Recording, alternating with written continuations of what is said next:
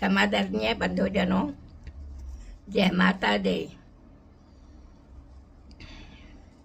अश्विन के महीने का हर दिन मानो त्योहारों के दिन है। पितृपक्ष के बाद शुक्ल पक्ष की प्रतिपदा से नवरात्र से उत्सव आरंभ हो जाते हैं। आइए माँ दुर्गा के पूजा में हम भी सम्मिलित हो जाएं। शारदीय नवरात्र शीर्षक के अंतर्गत स्वागत है आपका। शारदीय नवरात्र अश्विन के महीने का हर दिन मानो त्योहारों का दिन है। पितृपक्ष के बाद शुक्ल पक्ष की प्रतिपदा से नवरात्र के उत्सव आरंभ हो जाते हैं। देवी या माता के मंदिरों के सम्मुख 9 दिन तक मेले जैसे लगते हैं, पूजा होती है।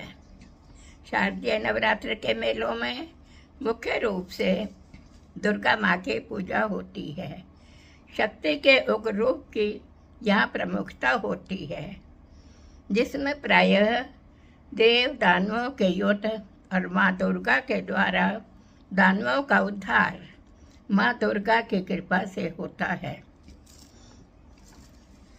प्रथम नवरात्र को साफ मिट्टी लाकर जौ का वपन मिट्टी के पात्र में किया जाता है, जिसे जवारे बोना कहते हैं। ऐसा लगता है जैसे हर किसान अपने रबी के बीज का पूर्व परीक्षण कर रहा हो, क्योंकि कुछ ही समय बाद रबी की फसल बीजी जाएगी। घर और मंदिरों में प्रायः दुर्गा सप्तशती का या रामायण का पाठ रखा जाता है। लोग सायंकाल के मेले या रामलीला में सम्मिलित होते हैं। गांवों में लड़कियां सांझी माई की आरती में 9 दिन व्यतीत करती हैं। महिलाएं नवरात्रों में व्रत रखकर ऋतु प्रभाव के कारण फलाहार मात्र करती हैं। प्रश्न उठता है कि चैत्र अश्विन में ही नवरात्र क्यों होते हैं। इसका वैज्ञानिक हेतु यह है कि ऋतु विज्ञान के अनुसार ये दोनों ही महीने सर्दियों और गर्मी के महत्वपूर्ण महीने हैं। शीत का पदार्पण अश्विन से आरंभ हो जाता है और ग्रीष्म का चैत्र से पदार्पण हुआ। ये दोनों मास दोनों ऋतुओं के पूर्वापर संधि काल हैं, अतः हमारे स्वास्थ्य पर विशेष प्रभाव होने लगता है। शास्त्रकारों ने संधि काल के इन्हीं महीनों में शरीर को पूर्ण स्वरूप स्वस्थ रखने के लिए 9 दिन तक व्रत का विधान किया है। घरों में भगवती की आराधना के लिए जौ बोए जाते हैं। माँ भगवती के मंडप के सामने अहरनिश जलते हुए घृत के लिए जौ बोए जाते हैं। माँ भगवती के मंडप के सामने जलते हुए घृत, घी आदि दीप का सुगंधित धूम और पूजन के समय जलाए जाने वाले धूप, अगर, कर्पूर आदि सुसज्जित पदार्थों का धूम इस संधि काल में उत्पन्न होने वाले सभी कीटाणुओं का विनाश कर स्वयं हमारे पारिवारिक जनों के लिए शास्त्रिक शक्ति को बढ़ाएगा।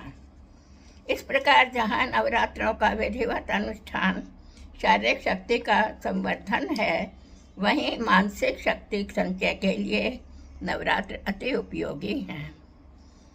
भगवती जगदम्बिके के सामने दुर्गा सप्तशती, देवी भागवत, वाल्मीकि रामायण, रामचरितमानस आदि ग्रंथ सुप्त आत्माओं में प्राण फूंक देने वाले उदात्त चरित्रों के पारायण से हमारा विकास होना प्रायः निश्चित है। आश्विन और चैत्र का कृषि प्रधान भारतीयों के जीवन में प्रमुख स्थान है। चैत्र में आषाढ़ी फसल अर्थात जौ, गेहूँ आदि और अश्विन में श्रावणी फसल धान आदि तैयार होकर घरों में आने लगती हैं। इन दोनों अवसरों पर अगर 9 दिन तक घर में अनुष्ठान नहीं चल सके तो कम से कम 10वें दिन यज्ञ तो प्रत्येक व्यक्ति को अवश्य ही करना चाहिए। आद्यशक्ति महामाया त्रिवेद की भांति महाकाली, महालक्ष्मी, महासरस्वती रूप त्रय संपन्न है। माँ दुर्गा के उपर्युक्त 3 रूपों को पूजने के लिए 9 दिन के उपर्युक्त 3 रूपों को 9 दिन यथार्थ नियत हैं। यही नवरात्रों की 9 संख्या का मूल कारण है।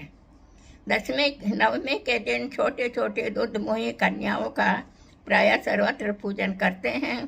कन्याओं को विशिष्ट आसन पर बिठाकर गंध, अक्षत और प्रसाद, जो प्रायः पूरी हलवे के रूप में बनाया जाता है, से पूजा आदि बड़े भक्ति भाव से लोग पूजते हैं, करते हैं।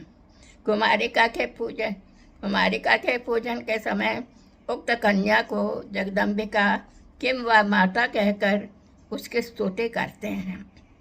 इस प्रकार नवरात्रों में कन्या पूजन का वैदिक विधान एक प्राकृतिक धर्मानुष्ठान है। प्रथम दिन अर्थात प्रतिपदा को बोए हुए जवारे दशहरे में बहनें अपने भाइयों के कान पर लगाती हैं। बच्चे जवारों को पुस्तक में भी रखते हैं।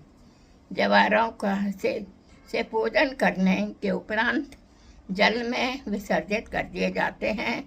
धन्यवाद बंधुजनों।